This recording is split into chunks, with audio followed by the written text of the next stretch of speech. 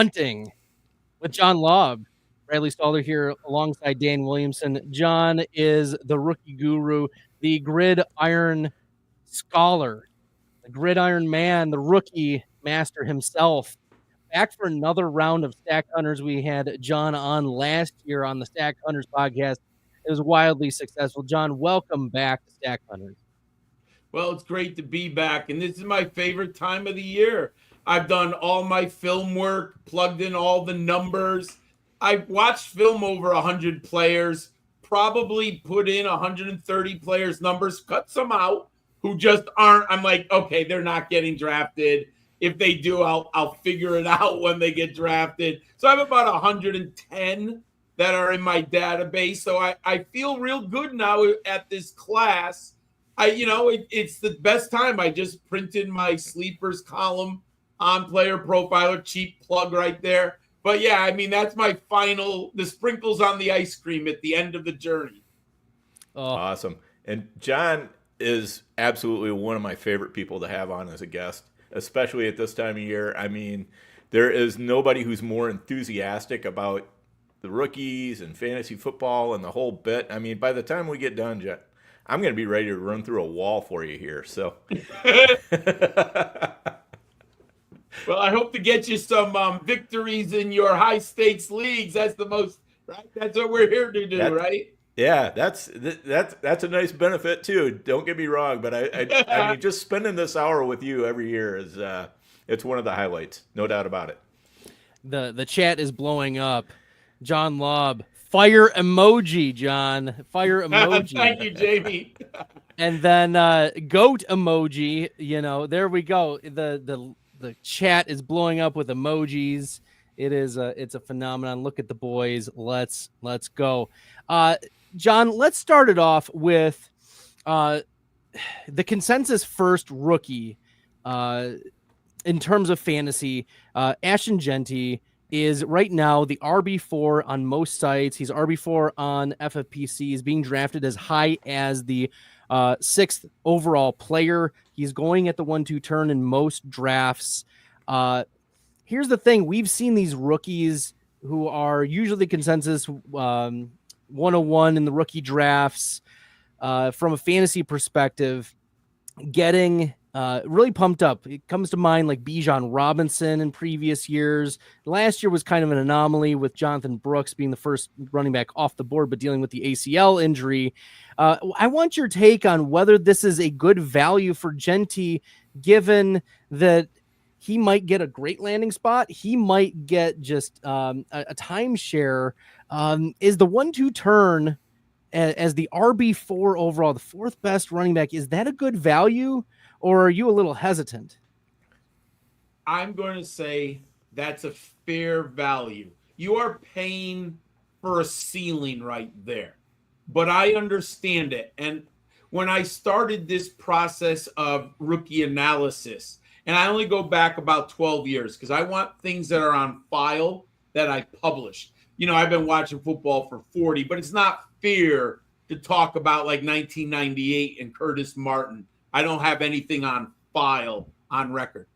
I paid for Ezekiel Elliott, and people were laughing at me because back in the day, people said it was too much risk for the running back as a rookie to take him that early. Now, I got lucky that year because I ended up winning two leagues because if you remember, Zeke was a monster down the stretch for Dallas that year. And I remember sitting on a Sunday night, my wife thought I was crazy because I'm rooting for the Cowboys, and I'm a Cowboy hater. So I'm rooting for them. And she's like, what are you doing? I'm like, I'm in a championship game. I have Zeke. Like, every touch is worth points. It was a nail biter. I think I won by like 3 points that night. I love the rush, but that's a different story. So I am very comfortable paying for a top flight rookie. Ideally, he would have been a second round pick, like 14, 15. But obviously the community's gotten smarter. The high stakes league has gotten more intelligent. This young man has gotten so much hype. When I did a Debbie profile on him last summer, people didn't even know his name. I mean, and he exceeded my expectations. I did not think he was going to go out and have basically a Barry Sanders type season, but he did. So here he is at 12. That's a fair price. You're paying for the ceiling. But if he hits, you could win it all. There's no question, especially if you double tap at the running backs right there on the turn. I would love the double tap right there with Ashton Genty, and I'd have to see who the board has right there. I would be pretty comfortable with it. Or maybe a great wide receiver falls to you. I don't know who the 4th or 5th wide receiver going off the board. So you could be a real nice start. But you had mentioned Bijan Robinson. We have to be conscious of the floor. I think Ashton Genty has a Bijan Robinson floor. But he has the Saquon Barkley. Remember, didn't he have over 2,000 yards as a rookie? And I think Zeke had almost 1,900 yards that rookie year. So those are the ceiling. I mean, you got 1,900 yards out of Ashton Genty. There's no question he's worth that. But let's take a nightmare scenario. He lands up in the Jets, and the Jets keep Breece Hall. That just nukes all of your teams. But it could be maybe he ends up with Pete Carroll for the Las Vegas Raiders, and Pete Carroll's just like, you know what, son? You're my Marshawn Lynch. You're my Kenny Walker. You're my Chris Carson. And I think he's better than Chris Carson and Kenneth Walker. So you would be in a really good position. So you're embracing risk. I don't think I'd take him in the top 6. I haven't really, because I'm so into rookies. I haven't done my season-long rankings. I know I'm going to have Ashton Genty high. I would say right now I'm going to rank him between 10 and 15 overall, but I haven't looked at the projections yet. I like to wait for the draft. There's also some other factors that are going to happen. But I think that's a fair price, but I'm not in love with it, but I understand it. Dan, any takes about Ashton Genty at the RB4, the 1-2 turn? Have you been clicking him if he's there?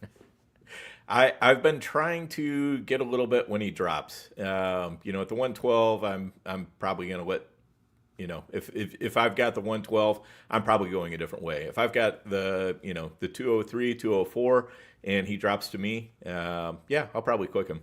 I mean, basically whoever you draft as the RB4 is pretty much being drafted at his ceiling anyway. I mean, it's the way it works. So yes, you're right.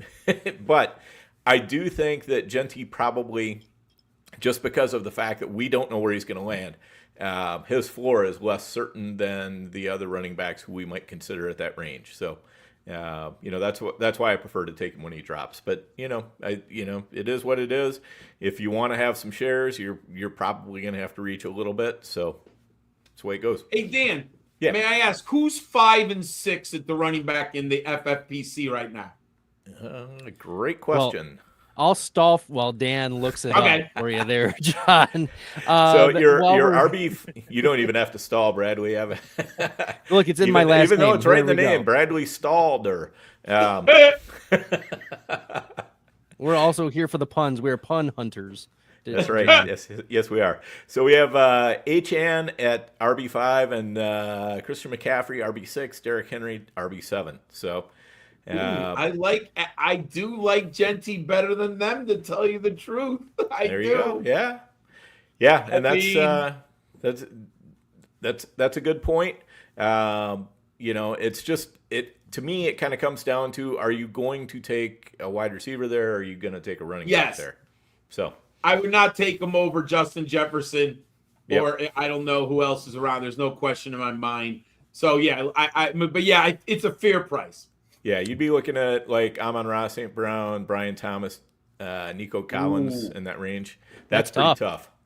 That's pretty tough too. Those are some nice receivers there. Genty over Amon-Ra. Dan, I've already discussed at length my soft fading of the Detroit Lions this year. So if I'm taking Genty over a wide receiver, it's going to be Amon-Ra.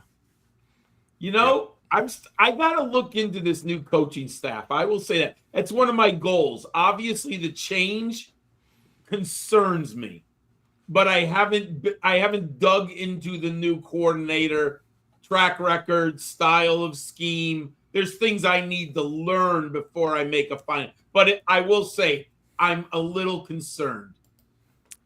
Well, fantasy gamers are not very concerned about Omarion Hampton. They are not concerned about him. He's going as the RB15 right now in the FFPC, going at the 3-4 turn on average, 37th overall, as high as the 3-2, as low as the 4-10. So pretty much there's a wide range for Hampton. And I think this is kind of a similar pathway, similar vein, John, as Trevayon Henderson, who, depending upon landing spot, like that, like they feel like they're in the same tier. Like it's Genty tier, and then it's Hampton. Henderson can be flip-flopped depending upon the landing spot. Henderson's RB19, going about a round later on average than Hampton. Do you view Henderson's as a better value because he's going later, or is it clearly Hampton no matter what over Henderson? I would say in this scenario, I like Henderson as the value over Hampton. Now, while the numbers might suggest they're equal as receivers, if you watch the tape, Henderson's a better receiver than Hampton.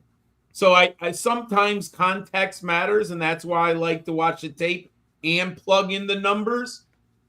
Hampton is a kind of screen guy, dump down, right? He's as efficient as you can be, but he's not running the 20-yard out. You can see things with Henderson. I mean, he runs some really, really nice patterns. So I think the ceiling is higher, but I think Henderson gets 55 receptions as a rookie.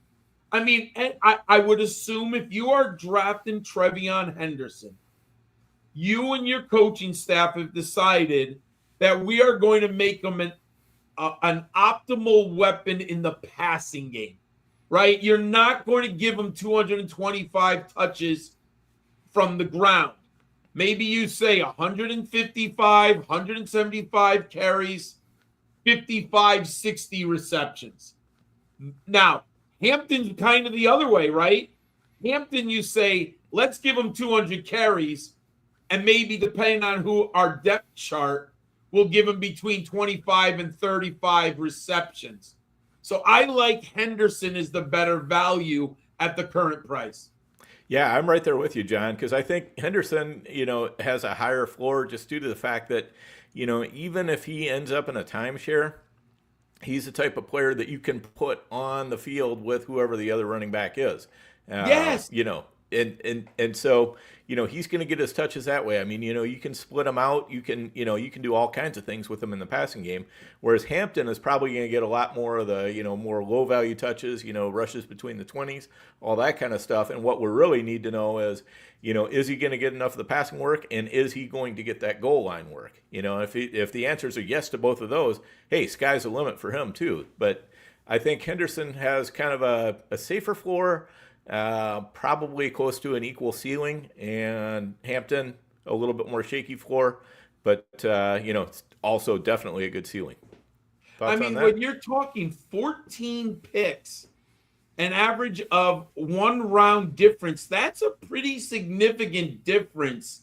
So, and I agree with you, and I love Hampton. He's my number 2 back. But I'll say this also.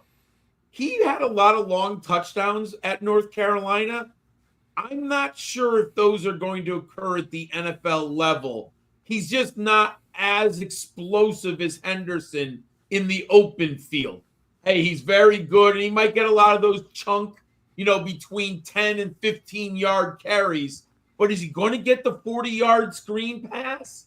I don't think that's going to happen in the pros for him. And you're right. Then you're relying on touchdown equity, which is, we all know, touchdowns are so fickle, right? So I like Henderson. Yes, I think it's a no-brainer there. Yeah, touchdowns are great deodorant, but if it stinks underneath the deodorant, eventually you're going to find out. You do find out. So what I want to find out John, I'm gonna ask you about one guy that kind of has me a little bit curious, and that's Bashal Tutin, because it seems like the NFL is not very high on this guy, but man, he's analytically, you got to really like the profile because you know what he's filling up the stat sheet. He's fast as heck. Catch passes, the whole bit. What's going on with Tootin in your mind? So I'm a Tootin believer. Now I have him right now in my rankings 10 pre-draft. I think one of the concerns is his fumbling problems. He does have a high fumble rate. Now, sometimes it can carry into the NFL, but Dan, I'm sure you played fantasy football like myself when Tiki Barber was around. And remember, Tiki Barber had that massive fumbling problem, and the Giants fixed it. Then he had that like 2,100 yards from scrimmage that next year for the Giants. So I don't think it's unfixable, but the NFL will ding him for that. And if he's in camp and he starts to put the ball on the ground, that's going to be a problem. However, at this current price, am I reading this right? 148 in the 13th round? Dan, that to me is a no-brainer because the margins for victory, right? In these FFPC leagues, the margins of victory are so tight. A rookie running back who's explosive. Isn't that what we want the second half of the season? I mean, yes. You might get a guy here who ends up on the field in November and December earning 15 touches, and he could be uber efficient. Like, he's the type of player like Jahmyr Gibbs, right? I mean, he's not Jahmyr Gibbs, but the efficiency of Devon Achane and Jahmyr Gibbs, you've got to think of Tootin in that bucket. With 15 touches, Dan, he could easily be 100 yards and a touchdown. Now, we hope they're in the passing game, right?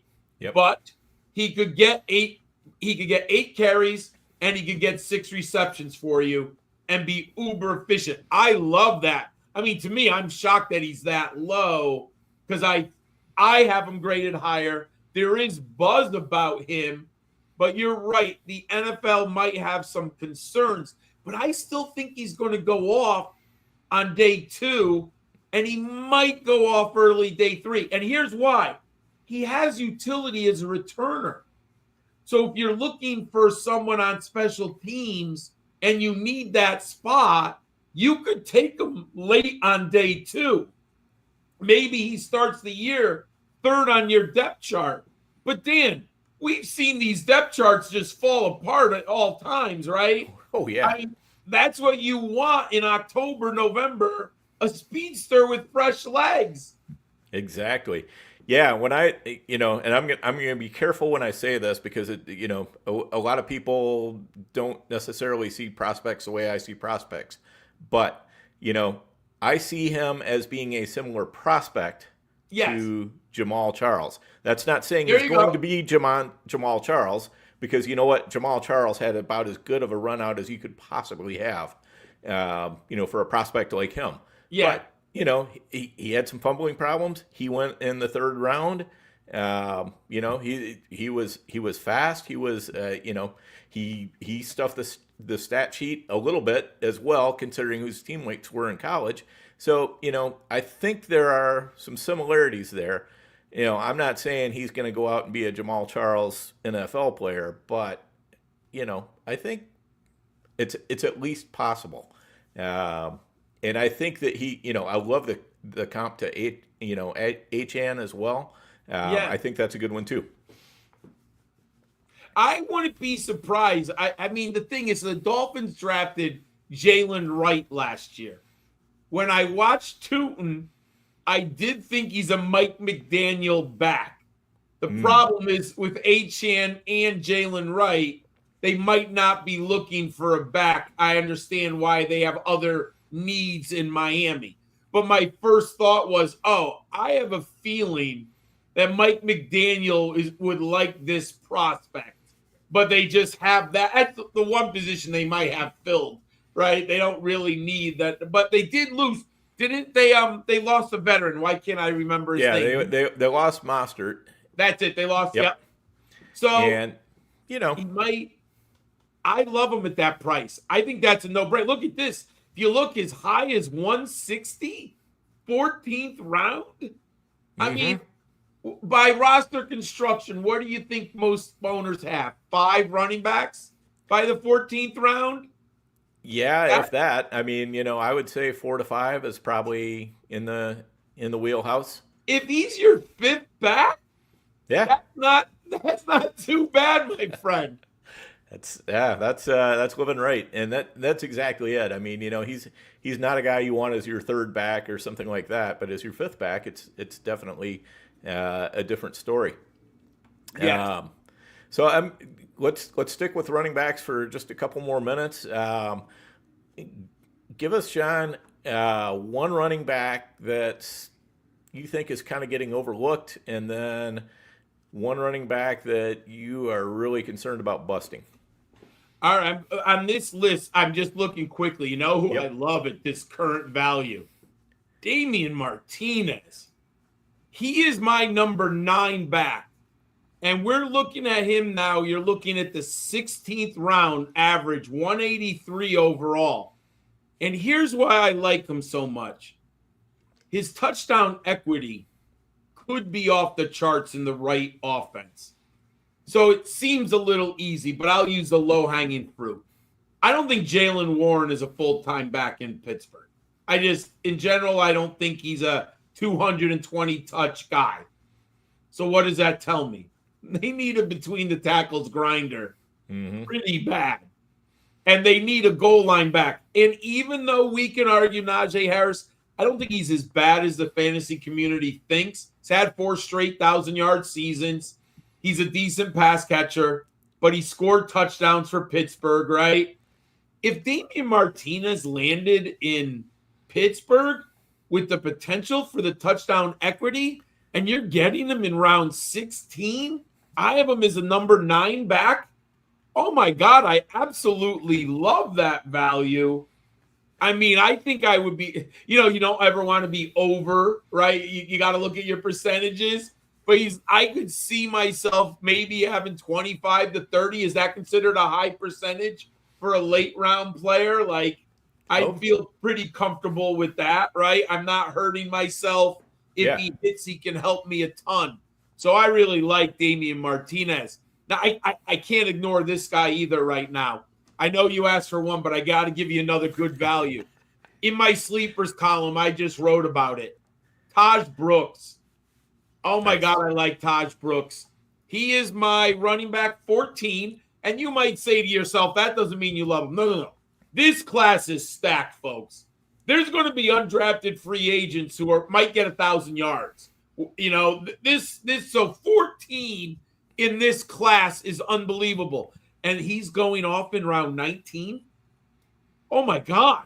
That's the second to last round of the draft of a late round flyer. I mean, and I'll just use this just one example, but my favorite example, when was Ramondre Stevenson a rookie? 2022? Was that, or 2021? 2021, I think, yeah. Okay, I drafted him in the last round of 3 of my best ball drafts. And if you remember, he got the starting assignment around the playoff late in the season. He literally won 2 of those leagues for me because I was getting something like 20 points from your round 20 running back. So I think Taj Brooks is in that kind of bucket where you might not. I remember looking too, you get the weekly report. Stevenson 0, Stevenson 0.8. But all of a sudden he's starting in late November, early December. So you're excited. So I love Taj Brooks there. Now, I think volatility and looking at the players, and I like this young man, but I don't know if he's going to be a home run right away. He's only 20. Dylan Sampson. I like Dylan Sampson. Led the SEC. I like the tape. And the NFL likes him because they told him to come out at 20 years of age. but I don't think he's going to make an impact right away. I think he's going to need a little bit of time to grow. That's not what I want to hear. That's not what I want to hear, John. I've been drafting too much Samson in these way too early drafts because he's projected third-round draft capital, and I want that type of player. But now you're telling me this is why. This is why we bring you on, John. You better give your Samson down. You gotta give that Samson exposure a haircut, man. Yeah. Oh, no. I mean, if you were here, Bradley, go back and listen to why I'd rather have Bruchelle Tootin. And, I mean, maybe you increase the Bruchelle Tootin and lower the Dylan Sampson. Oh, he's 20. He's so talented, but he's only had 1 year under his belt. Yeah. And, the scheme at Tennessee can be a conundrum. They play on that wide field. Heupel uses those wide splits by the offensive lineman. He stacks 3 receivers 20 feet off the line of scrimmage. Your safety's over there. Your outside linebackers over there. And Tennessee has an NFL left tackle. And Simpson just ran behind him. I do like him because, let's be fair, I have him as number 7 back in the draft class. But I don't think he hits from year 1. I think you have to understand he's 20 years of age, and he might need a season to get under his legs. And he's a little undersized, 5'8", 200. I think he's fine, but it's not like he's the biggest guy who can come in. I love him, but I do think he's going to take a while to ramp up. That's my concern there. And don't we have RJ? Oh, my God, we have RJ Harvey right in the same bucket. Samson, Tootin, and Harvey. I'd rather just have Harvey or Tootin. There you go. Because here's the thing. If you draft Harvey, you know he's an older back. You're never going to sign him to a second contract. You're not drafting RJ Harvey for a second contract. So why are you drafting him? I'm going to put him on the field the first 2 years and just run his legs off. I literally don't care about anything else. Not trying to be mean, but that's the coldness of the NFL, right? That's the hardcore truth. Now, if you draft Dylan Sampson, aren't you trying to get him onto that second contract? Right? You want that second contract because he'll be what, 24? That's when you want him, right? So I just think at value, Tootin and Harvey need a little bit of a higher investment there, Mr. Bradley. Love it. I love it. Look, I have been getting my fair shares of Tootin and Harvey and Giddens and love me some Martinez. Let me tell you, those we just talked. That's love beautiful. Martinez. Look, I missed that part of the conversation, but Martinez early declare. Like, you don't come out after 3 years. I did not expect it, dude. I did not have it on my bingo chart that Damian Martinez, and I'll say this, Sampson either. If you asked me the first week of December, I would not have thought that Sampson and Martinez, because I knew the class was stacked and they were both young. So I would have thought they would be going back. When they both announced, I was like, wow, they got good news from the NFL, right? That committee. Or they just know that they're the month. I don't know what anyone's. It's not my business what their financial, right? They just want to make money. But Dylan Sampson might have got $1 million to stay at Tennessee, right? Mm-hmm. Like, he would have gotten some money. Damian Martinez. So we do have to it's interesting. I think I'll just digress for a second. We do have to factor in down the road here that there are players who are going to stay in college for the money. I'll just give you an example. I think Quinn Ewers made a terrible mistake. I think he could have gotten more money from Michigan or Ohio State. I think he totally choked because I think he might go like round 5 or 6 in the NFL. I think Michigan would have given him a bag. Ohio State would have given him a bag. But that's a different story. Yep, this is going to mess us up on all of our, early declares and everything else. It is going to change how we look at that. Seriously. Yeah, no doubt. Yep. All right. Well, we'll put a bow on running backs. Any last words, John, Dan, about the running back position before we move on to wide receivers? I'm just going to say lean into it. Lean into it. Don't be afraid. Just lean. I would feel very comfortable with 3 rookie running backs from this class. If you hit the Nuggets, and we're looking at all double-digit rounds, if you hit the Nuggets, like Tyrone Tracy last year, right? Like the Tampa Bay guy. I'm sorry, Bucky my Irving. mind. Bucky There Irving. you go, Bucky Irving. You could have easily gotten Bucky Irving and Tyrone Tracy on your FFPC leagues last year. Yep, no doubt about it. And that's the thing. I mean, with all these rookies, you're just going to have to take some pot shots. Yes. And and understand they're not going to all work out. But you know what? If you're drafting rookies after the 13th round or so, 12th round, you draft 3 of them. If one of them pans out and 2 of them don't, you're still ahead. Yes. And what if 2 hit? Yeah, exactly. You are real gold. Exactly. Yep. Awesome. Well, before we get into the wide receiver room in this NFL 2025 class, a word from our sponsors at the FFPC. Hey, why do we partner with the FFPC? Because they have the widest variety of fantasy football formats, and it's the easiest place to find all types of fantasy football contests in the world. What if you want to play for high stakes? Well, they have a $6 million prize pool with their Fantasy Players Championship. They also have way too early Bestball leagues that start in February and dynasty leagues. They have the closest thing to a liquid market for orphans that there is in all of Dynasty. And the FFPC has sponsored us for half a decade because we are actually delivering information that can help fantasy gamers, and they're generating so much interest and bringing in so many new users, casual users even. The FFPC creates a unique experience where you can both compete against the best and make money. Use promo code UNDERWORLD to get $25 off your first team. $25 off your first team at the FFPC with promo code UNDERWORLD. Go get it!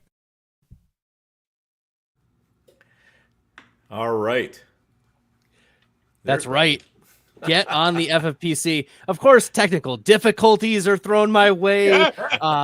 Family interruption. This is we're making it happen right before the draft. John is experiencing it all, and who's experiencing it all this offseason has been Travis Hunter.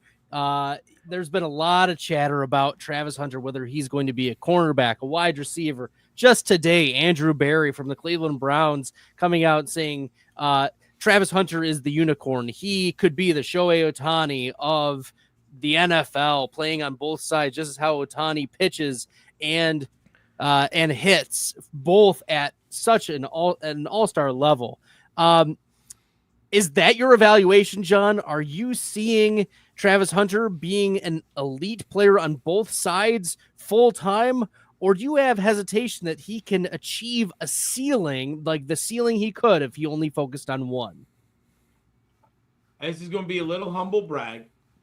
I won the FSGA. No, I came in second out of 16 FSGA props contest last summer, and I had taken Travis Hunter to win the Heisman. And then I put $100 on it myself, and it was like 2,800 to 1 at the time. Now, to make it even the story even better, the year before I came in third because I took Jaden Daniels. So I've hit back-to-back Heisman Trophy winners at over 2,800. Nice. I am the ultimate believer in Travis Hunter. Maybe I have too much of the dreamer in me. I think he's a special player. I really think we're talking about a player who we don't really understand, like Shohei Ohtani. My best friends and I, we're almost 60. We talk about Shohei Ohtani all the time. And I grew up from Vince Coleman, Barry Bonds, I've seen them all for 45 years. Remember Reggie Jackson in New York with the Yankees? I've seen them all. Shohei Ohtani is the best baseball player I've seen in my lifetime.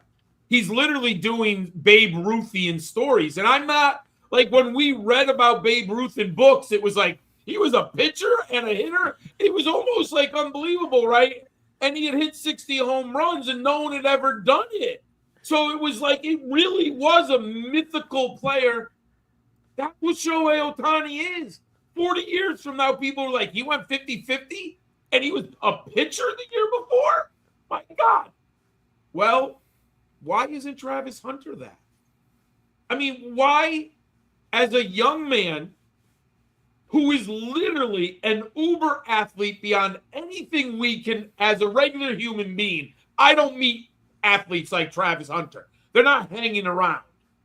The guy has already played 1,300 snaps at the college level in a season, and the year before he played 1,100 snaps.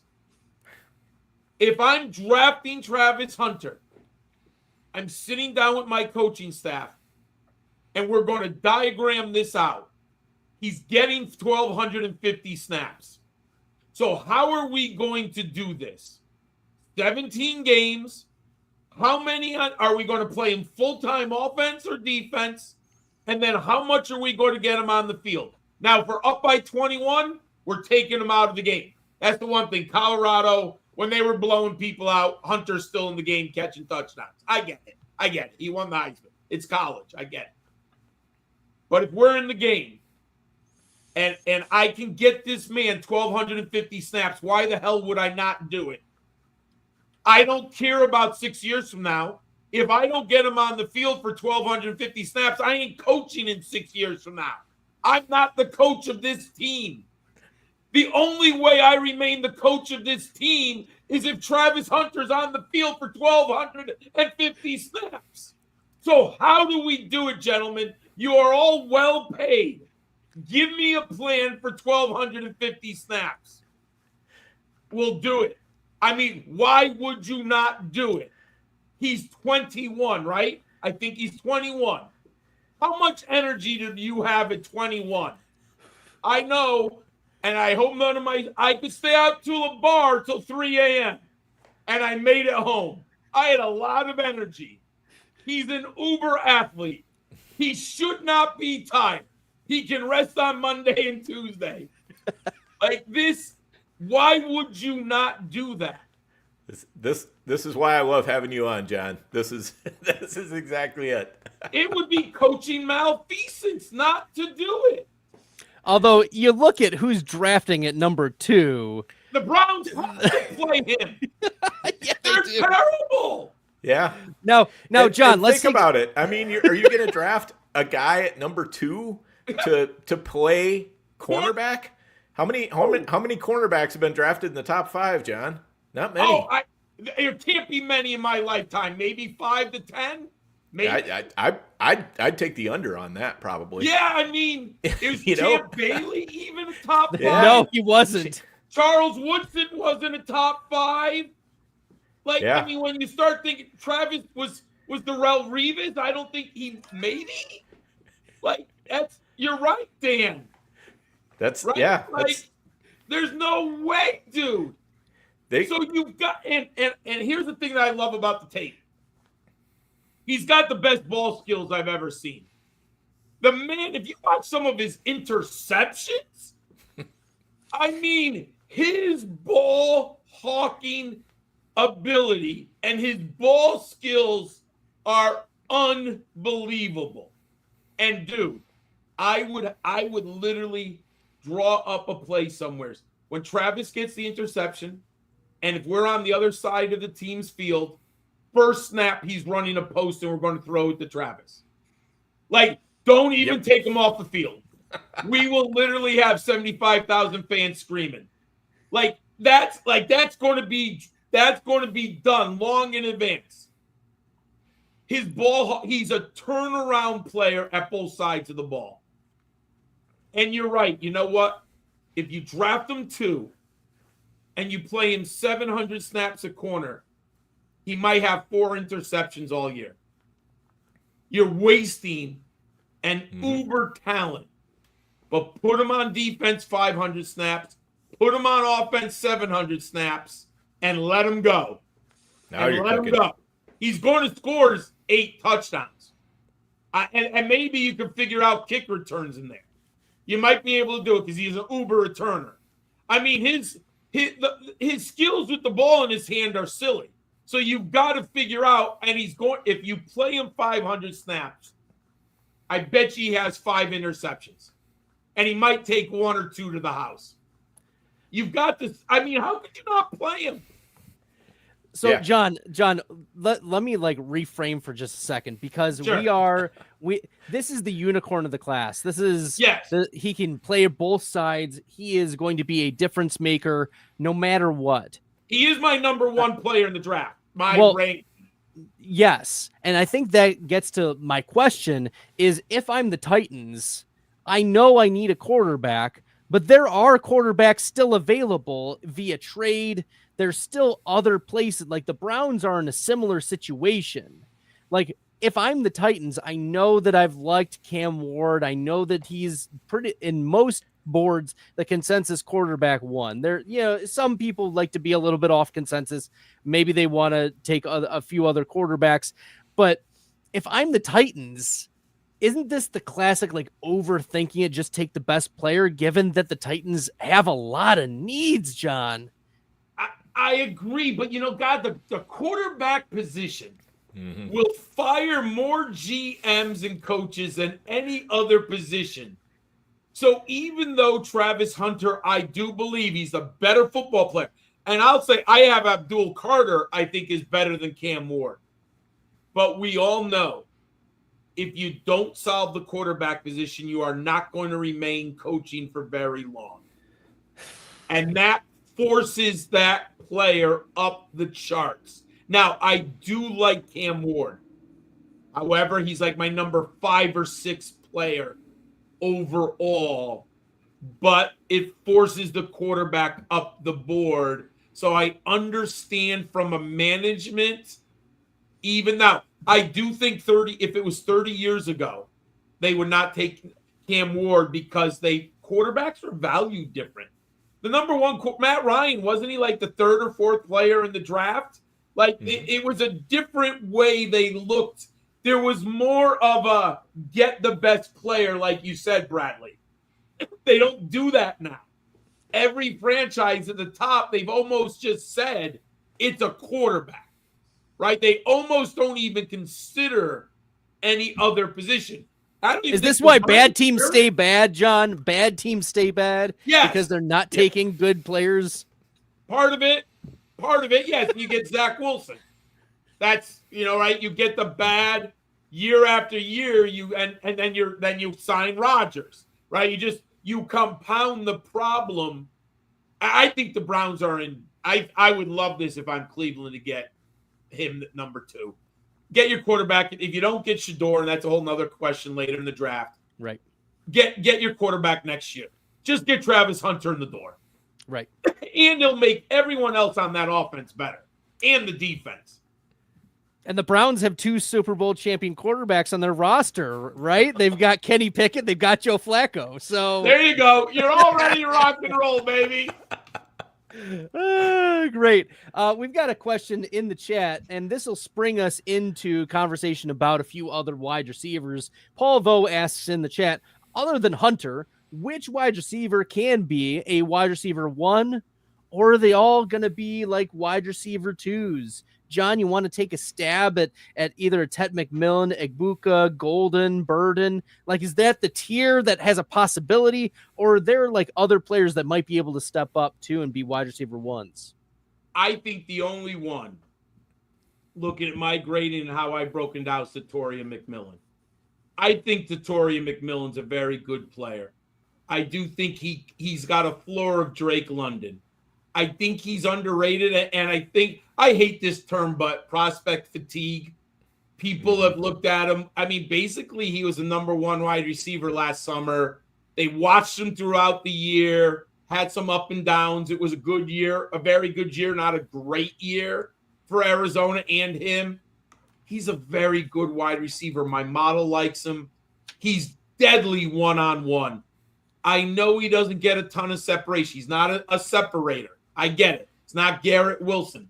But you can win on the boundary with physicality, with height, with catch radius, with kind of just determination. Ted McMillan is that. I mean, I'm telling you, if he's one-on-one, you better have the quarterback who just identifies that coverage. And there are times you just let Ted make a play. Now, if you have Derek Carr, we're all screwed because Derek Carr thinks the guy's covered even when he's not covered, right? Like that, you need but when you have the player like Ted, you just say, get it for me. You're my guy. And if he's got single coverage, that's what you do. As long as it's not, if it's not Champ Bailey on him, you know what I mean, right? You just got to have the quarterback who gets him the ball. I think that was one of the problems with the Cardinals. They just didn't let Marvin Harrison make plays. And you see Kyler Murray when you watch the All-22, Marvin Harrison's like wide open and Kyler Murray doesn't throw him the ball. Well, because he doesn't see him because he's 5'10". I mean, it is one of the most perplexing things when you watch some of that tape from the Cardinals last year. You're like, God, if that was Aaron Rodgers in his prime, Harrison scores a touchdown. That's just so the quarterback does matter with the McMillan. Yeah, and with Marvin Harrison too. I mean, the routes he was running a lot of just go routes, and he needed to be doing a lot more in-breaking routes because that's where he does really well. So I thought it was malfeasance how the Cardinals used him, and I think there were times where, like you said, he's on a go route, so you need a little bit more time for the play to develop. You get a pass rush on Murray, and he just doesn't even look downfield. You're like, oh my God, it's frustrating. But Tet is going to be a very good NFL receiver. Could be great with the right quarterback. All right, so we got a follow-up question here, John. I think it's an interesting one, so we'll let you address that too. Sure. My argument is it's a Derek Carr syndrome. Fafita wasn't willing to throw that ball into tight windows all the time, and you have to talk to your receiver, and I don't think now Noah Fafita is the quarterback at Arizona. If you don't know, when you have like the Devontae Adams, how many times do we see Rodgers just throw the perfect ball where he knows how to catch it? If you have that quarterback with McMillan, and I don't know if McMillan likes it over the left shoulder, the right shoulder. You work with the man. Where do you like the ball when you're covered? Because I do think he has the dog mentality, and a receiver will tell you, hey, I will go up and get the ball. Don't be afraid to throw it high. Or I like the ball low to my left side. Whatever it is, like you have to work with communication. So I'm not too worried because I have seen Tet beat people. Look, the great corners can be beat. But how are they beat? With a quarterback who's willing to throw that ball against that tight window. Beautifully said. So my question for you, John, is, all right, so we got Tet, we got Travis Hunter, Igbuka, Golden, Burden. Do you like all of them as prospects? Are there any of them that really concern you? Or I think we all kind of think they're more likely to be wide receiver 2s than 1, but what do you think about those? And then as a follow-up, are you prospecting further down the draft board, or are you just going to be hammering running backs and saying, you know what, I'm not as worried about these wide receivers down the ballot? I will say, looking quickly down the ballot, I'm not worried about the wide receivers. I would be so comfortable taking 3 out of the last 5 rookie running backs. Like, really, I would not take 3 of these rookie receivers, but I would take 1. I'm okay if I took 1. Now, I'll say this. The Igbuka, Golden, Burden bucket, most people have them differently ranked. I would probably go for whichever one is less expensive, and right now that would be Burden. But if someone dropped, there's only a 10-pick difference. If Igbuka dropped to me, out of those 3, I'd be fine with it. But I'm not taking Igbuka first. Does that make sense? Like, yeah. I'm not reaching for Igbuka. And I like Igbuka, but I think in an FFPC, Dan, and tell me if I'm wrong here, you're looking for some ceiling. I don't know if Igbuka has the 1,200-yard ceiling. Like, I just don't see it. I think in his best year, 80 to 90 receptions, 1,000 yards, and 8 touchdowns. No problem with that. From a regular fantasy football, love it, dynasty. But when you're looking at FFPC, I need to get more, right? And I want peak weeks. Yes. Personally, I love this Jalen Noel, Alec Ayamanor, and Kyle Williams. Oh, you made me so happy. Oh, this is great. I would take one of those. So here we are. Look at rounds. I'm my old man eyes with the glasses. Rounds 16, 17, and 18. I think I would have one of those three on every one of my teams. And I would probably try to balance them out with like 20% ownership, 20, whatever you feel is a fair roster percentage. Because if Kyle Williams hits, and I just wrote about him, cheap plug, he's in the sleepers column. If he hits, you're looking at 70 catches for 800 yards and 7 to 9 touchdowns. And getting that in round 19 almost, 18.8, that's a grand slam. Like, that's a total grand slam there. Ayamanor is a little bit going to be dependent on landing spot. He's an ex-receiver. I think he ran 87% of his routes on the boundary for Stanford last year. Yep. Mm-hmm. He's great one-on-one. He's not unbelievable at the catch point, but he's got speed, body control, and nice hands. There's a lot of ceiling with Alec Ayamanor, but he needs to land in a spot where he can get targets. I think for him to succeed, he's going to need 100 targets, maybe 90. And I don't know where that's, where would it, like, let's say the Buccaneers took him. They're looking ahead. Mike Evans is older. They take Ayamanor in the second round, and we're looking at 2026, 2027, right? That he might end up like veteran dependent, right? Like, we know we need an X receiver and we can wait on him. Then I would be all right. But not this year for FFPC. Like, I mean, dynasty value wise. But what if he ends up? I'm trying to think who needs an X receiver who's got a pretty good quarterback. You could probably go Chargers. That Chargers. might be nice with the Chargers, because he might get 70 deep shots. And Herbert, when Herbert's scrambling around buying time, you would have a fire drill for Ayamanor. Hey, you see Justin scrambling, you go deep, son. You just cut off the route and go deep. So I like that type of play. Or, the problem like in Cincinnati, but he might be a nice replacement down the road for T. Higgins. Oh, I do like the Chargers. That's a really nice one for him there also. So, and then I'm a big Jalen Noel guy.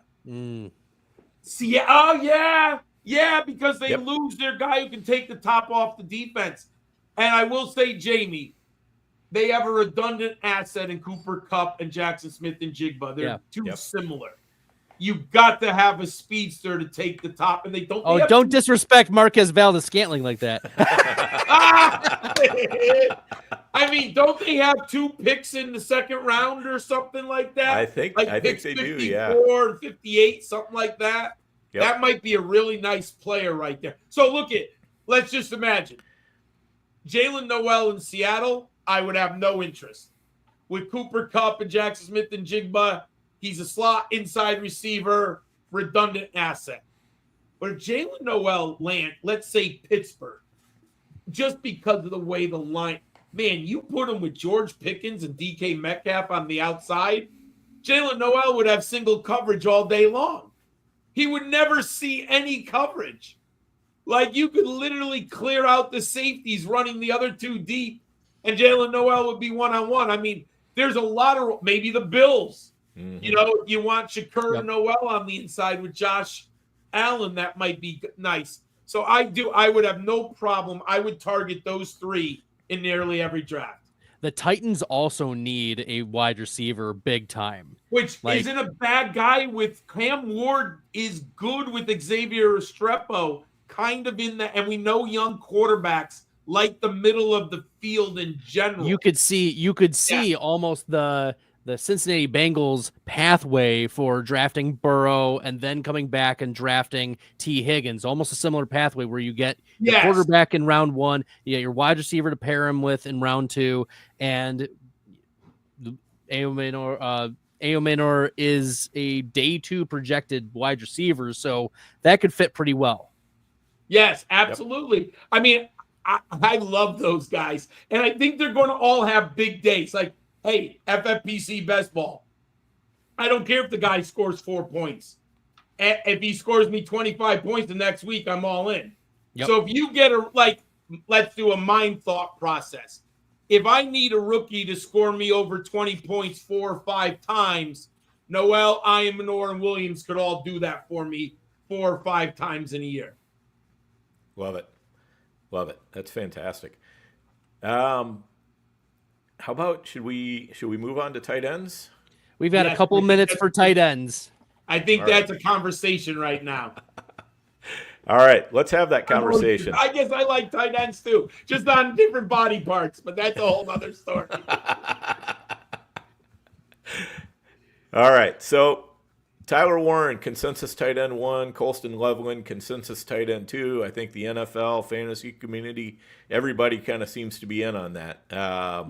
Any concerns with either of those players?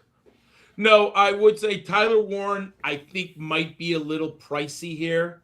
And the 5th round, yep. I mean, Dan, you would know better. My memory was Brock Bowers a 5th round in the FPC last year. Yeah, he was like 5th, 6th round, something like that. So, yeah, and but you're paying for the top, the real top. Yeah. Right. Last night, Ryan Reynolds and I did a mock draft, and Ty Warren ended up falling to the Colts at 14. Do you think he falls that far? But can I say, I'm going to throw a little salt into your ice water. They have Daniel Jones and Anthony Richardson. That's my fear. like if he lands on the Colts. No. Like it might be a good NFL move, but it might be a very bad move for fantasy. Ultimately, that like it kills Ty Warren himself, and it also kills Josh Downs, in my opinion, because you're looking at, the only pathway for Josh Downs is like you need a pocket quarterback to get him the ball. I wanted them to get Winston so bad. Just let Winston throw that ball everywhere. Man. Come on, dude. He'd be perfect with those guys. He might throw 20 picks, but man, he might throw 30 touchdowns too. That's why we need Flacco in Cleveland, man. We need him to be the starter because you know what? He's basically white Jameis Winston at this point. He is. And you want to know something? Joe Flacco will get the ball to Travis Hunter. Yes, he will. Yes, he would. For all of his faults, the one thing he will do, he'll throw the ball and make your guy make a play. Yeah. And Travis will do that. I mean, Daniel Jones would look at Travis and wave and then just tuck it and run. I mean, oh my God, such a bad match. So I like Colston, but I think he's so landing spot dependent. That seems. Now I'll say this: I would never have Harold Fannin at this expense. Yeah. I just the range of outcomes, and I call him, he's a tweener, and I hate that. But for the tight ends, that is the worst thing you can be. I'm old school. I need a tight end minimum 250. He's just not an inline guy, and that keeps you off the field. Hey, I think Noah Gray's a pretty good receiver. But why is he not on the field more? He just can't block. Now they have Travis, I get it, but he's limited as how many plays and snaps he can get. Now, I love Mason Taylor there. Who, if you wait until round 17, I like Taylor, and I might not be opposed to Terrence Ferguson if you waited for your tight end was round 20. I'm not into Arroyo. I think there's injury concerns.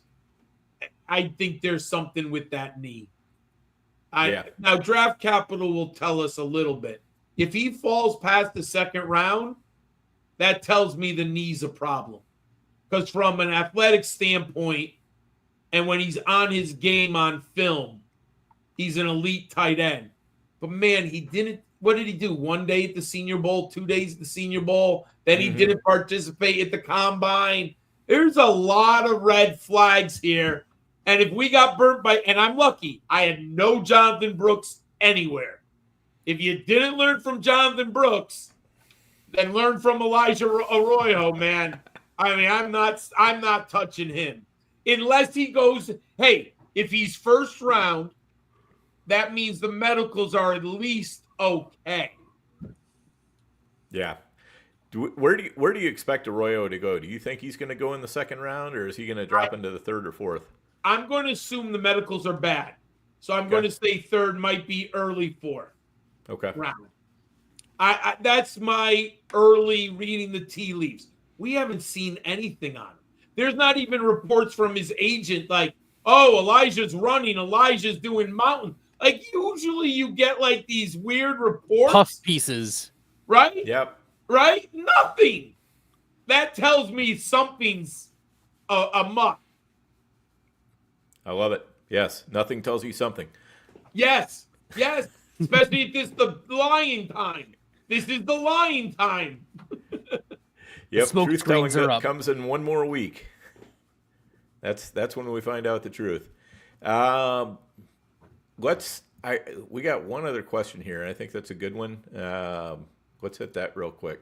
Great. All right. So we have Rookie Big Board just dropped the podcast. Do not draft these 5 rookies. John, can we get a little preview of one of yours? Who's on your do not draft list? That must have been Matt. I didn't know that, so that's a good question.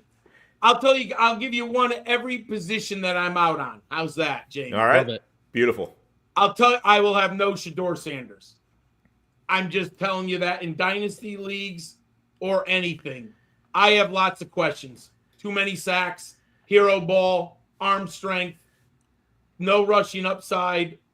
I'm just not going to have it at cost. Now, look, I'm not stupid. If it's a super flex and he falls to the third round, I'll take him. But he's not good.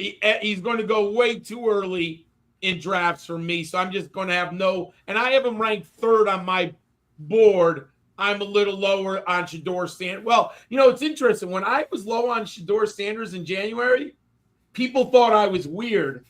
Now it seems to be like the NFL industrial scouting complex and the Twitterverse have come around to that because they broke down some tape and stopped just listening to Dion and looking at the last name on the uniform. But that's just me.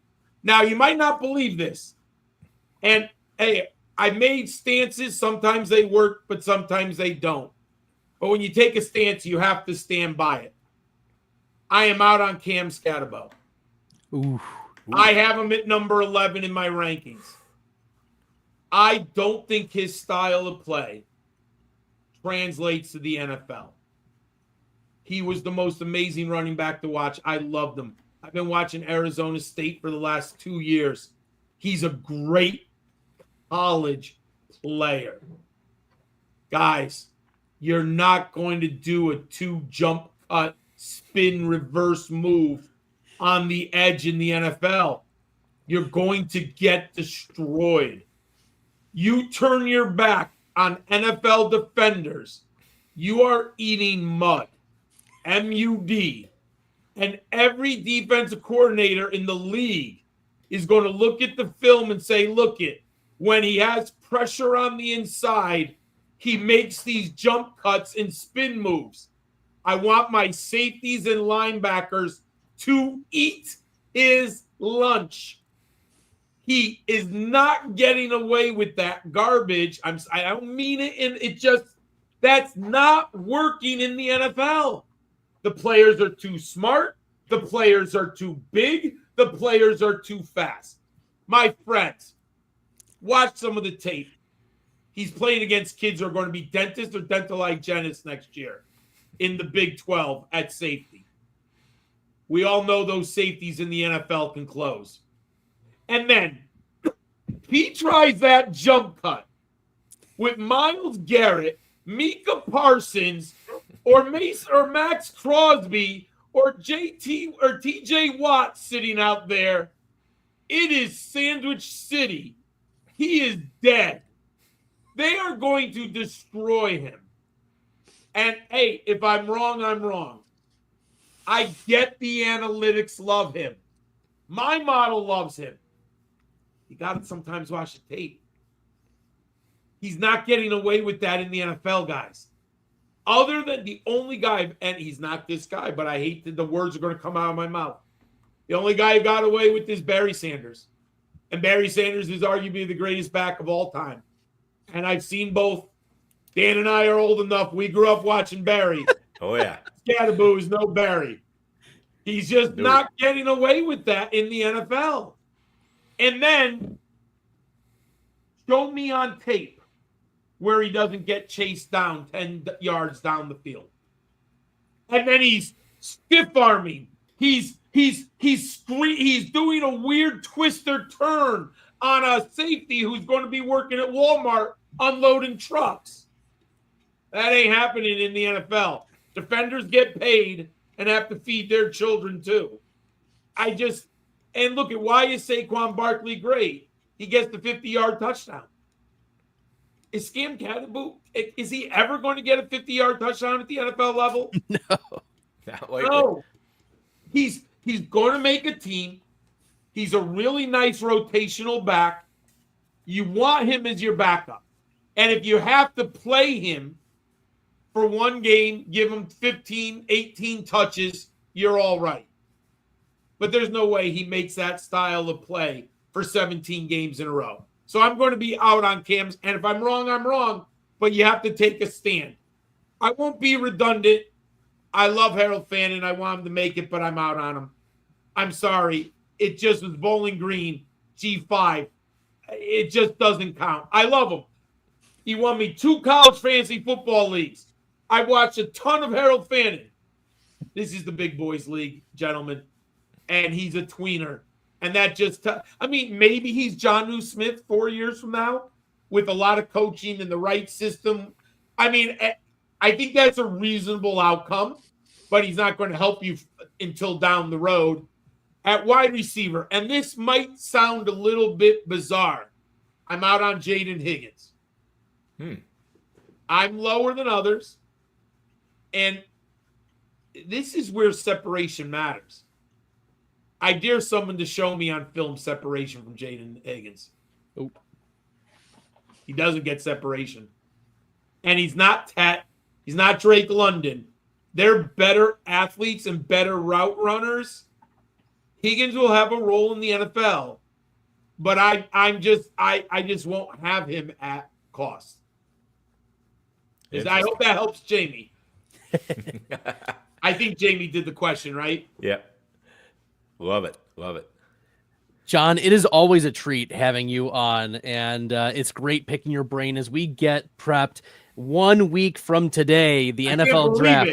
1 week, it's Christmas. We're going to be unwrapping the presents and starting to find out where are these teams at, who has been lying to us this whole offseason. So this is where we're getting prepared, and we also have to prepare for our dynasty leagues and these best ball drafts and all of these things that we're in. And John is such a great source of knowledge, and so great the enthusiasm that you bring. Who was it? There was someone who commented that John seems like he has enough energy and now to stay out all night. So my age. John brings the fire. We can still do it, John. There's just a price to pay the next day. Yes, you're right. That was not there when we were younger. Yes, you're right. If I have the next day off, I might be able to do it.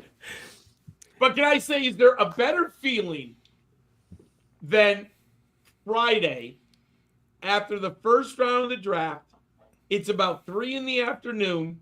and you start looking at who's still on the board, and you just waiting for, 6 o'clock, 7 o'clock on Friday? That might be the best 3 or 4 hours of anticipation, because then the clock also goes quicker on the second night, and you're like, oh, fantasy. Like, oh, it's just so much fun. Day 2, John, is the best day of the draft. There's no question. Fun. No question at all. Way better than day 1, way better than day 2, day 3. Day 2 is where it's at. Yes, absolutely. Love it. But gentlemen, thank you. It's been awesome tonight. Certainly thank you, John. All right. On behalf of John and Dan, I'm Bradley. Till next time, good luck in the best ball streets, everybody.